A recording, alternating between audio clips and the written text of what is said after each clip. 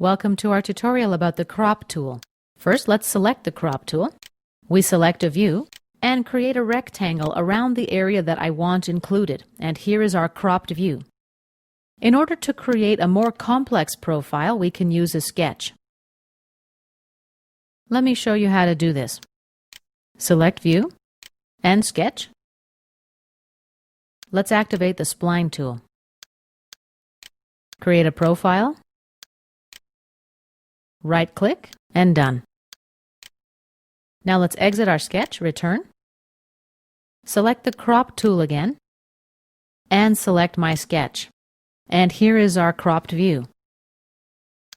You may be interested in hiding the crop line. To do that, we simply right-click and unselect Display Crop Cut Lines.